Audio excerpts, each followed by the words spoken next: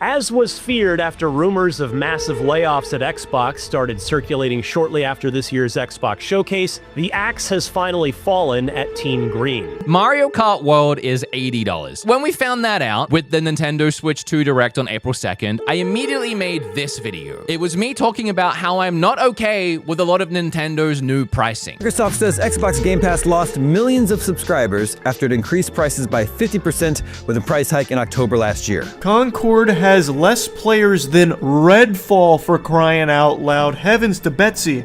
And it actually has less peak players than Babylon's fucking Fall. So today is the day we have been dreading with Bungie, and that is the layoffs. It's something we knew was coming, but I mean, to be honest, maybe shame on me. I had hoped we did a lot. You done fucked it up! You done fucked it up, Sony! Xbox, you know they're next! Guys, worst fucking news ever! Physical disc production ending in January 2028 for new games releasing on PlayStation consoles. No! Make no mistake, I'm what people would call a real gamer. God, that sounded lame. Let's rewind a little. I grew up playing all types of gaming consoles. PlayStation, GameCube, Xbox, Dreamcast, you name it, we likely had it. If I were to blame somebody for the way I turned out in the gaming community, I'm 100% blaming my dad. So by the time I was 15, right, I worked for several gaming entertainment outlets writing article after article, blog after blog, review after review, so after a while you start feeling pretty good. I mean, I got paid to write about video games, and it's not work if you're doing something you love, yeah? I somehow could relate. But then one year, all of that changed. For the first time ever, I found myself working at Epic Games on the Fortnite communities and marketing team. The Fortnite I've been playing since I was 16 years old. My coworkers were amazing. I got to see really sick things that no one else knew about. I worked with other giants such as Marvel and CD Projekt Red, who made Cyberpunk. And then when I think about it, I was pretty content with my life.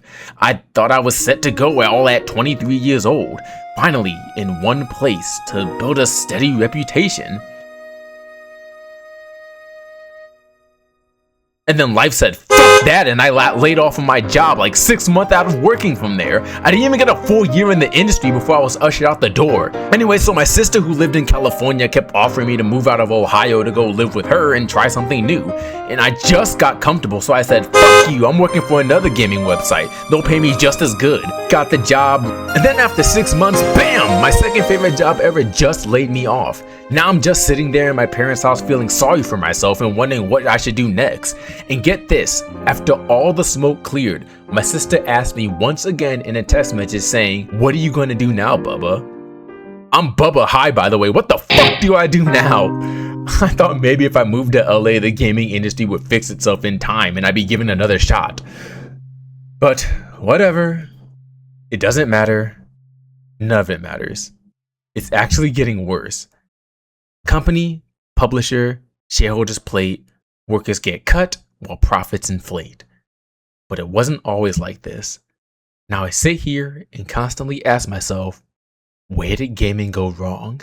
So here's the weird part. The gaming industry itself has never been bigger. No, seriously, gaming generates hundreds of billions of dollars every single year. Some of the biggest publishers on the planet make more money than Hollywood studios, and a single blockbuster game can cost anywhere from 200 million to over 500 million before even marketing enters a chat. So games also take forever to make now. 5 years used to sound ambitious. Today, 6, 7, even 8 years have become surprisingly normal, which we could debate all day as whether that's a good or a bad thing. With all of that being said, AAA gaming should be in its golden age as of right now. So why does everything feel like it's falling apart? Every week it seems like there's another headline. Layoffs, canceled projects, studio closures, another apology on Twitter with a white text on a black background, followed by executives complaining and explaining about how this difficult decision positions us for a long-term growth. Apparently the road to long-term growth is paved with unemployed developers, and despite all this money floating around, player trust in major publishers have arguably never been lower. The problem isn't that developers suddenly forgot how to make games. Some of the most talented artists, programmers, writers, composers, and designers in the world still work at these studios.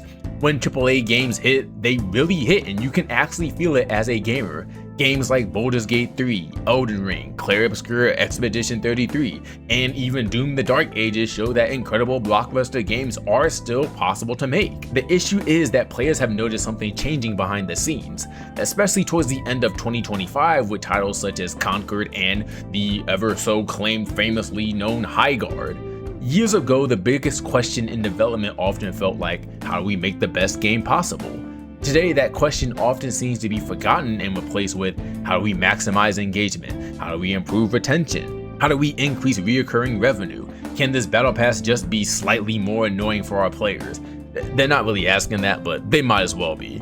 To be fair, these questions aren't inherently evil, but at the end of the day, studios are businesses. They need revenue to survive. Multiplayer games need ongoing funding. Live service games require constant updates, servers, customer supports, you name it, it pretty much needs it. The problem is when those business goals begin driving the game instead of supporting it. You can truly feel it in the games you play or see today, and it's becoming more and more apparent with each release. Think about it. You have battle passes, daily challenges, limited time events, login rewards, premium editions, ultimate editions, super ultra collectors, founders deluxe editions that don't even come with any type of physical content or rewards. And you might not even get a disc now. In all honesty, some of these games start feeling less like adventures and more like a subscription service that you can occasionally find yourself having fun in. But the thing is, players are noticing. Not because they're against companies making money, but because they can tell when a game was designed around fun versus designed around metrics. Now, with Sony trying to push for an all-digital ecosystem by getting rid of physical media for their games and content come 2027, gamers are more vocal than ever. Sadly, that's not just Sony's story. It's becoming the narrative of the entire AAA industry. Now, you can make the argument that maybe Sony or Epic Games with Fortnite was the downfall of the gaming industry. However, if you ask any gamer, EA is almost going to be the industry's default villain in gaming. With their Ultimate Team monetization practices with their sports titles, live service focus, repetitive studio closures, annualized sports releases, and layoffs despite profitable franchises, over the years, EA really stopped pretending. Instead of trying to be loved, they optimized for reliable revenue. For years, sports game fans have an unspoken agreement with EA. You buy the game, you expect some bugs, you expect a few missing features, you expect Ultimate Team to ask you for your wallet every 5 minutes, and it really just becomes annoying and tedious. But the sad part is that process has also become normalized. Then College Football 27 happened. For many players, this wasn't just another year of Ultimate Team packs. This year, EA introduced paid progression into modes like Road to Glory and Online Dynasty modes that many players saw as the heart of the single-player and online franchise experience, especially in a full-priced game that's already charged at $70 to $80. The backlash in this was immediate. Almost overnight, a hashtag started spreading across social media called CFB Play Don't Play. The message of this hashtag was pretty simple. We already paid for a $70 game. We're happy to play, but we're not paying extra just to progress in offline modes. What made this different wasn't just that people were complaining. This felt different though because criticism wasn't just about gameplay. It was about integrity. Players weren't saying make the game easier, however they were saying stop designing offline modes around monetization. This is a line that many fans never expected EA to cross, but in all honesty, they did. It was expected. However, what wasn't expected was EA back down. Within a few days, the company announced that it would remove paid progression options from those modes, saying that player feedback made it clear that they quote-unquote missed the mark. Now, that's a rare win from EA. However, some people can question if it's really a win or not just because they were supposed to add back a feature making progression faster in one of these modes, but it ended up not happening yet and players are still waiting, so we can call it a half win for now. Throughout this whole entire situation, it also raised a bigger question. Why was that there in the first place? It's that modern AAA publishers are constantly searching for new revenue streams. If one type of microtransaction succeeds, another gets tested. If players accept it, it stays. If players reject loudly enough, it disappears. At least until the next idea comes up. Whether that be good or bad, we'll have to wait and see. There's a perfect saying that sums up the modern gaming industry as a whole, which is players vote with tweets, companies count receipts. And nothing illustrates that better than the conversation around Grand Theft Auto 6. Players argued online that GTA 6 would cost $100, which in a sense it kinda does. Some people said that they never paid that much for a video game, while others argued that if any game could justify the price, it was GTA.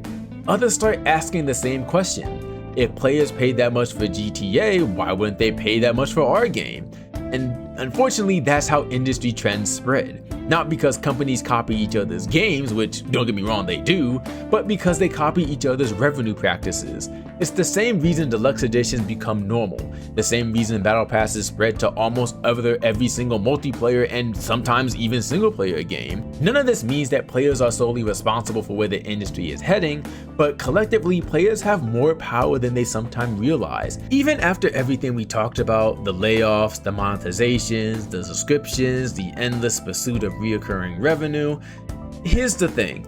People still love games. Fuck it, I love video games, like a lot.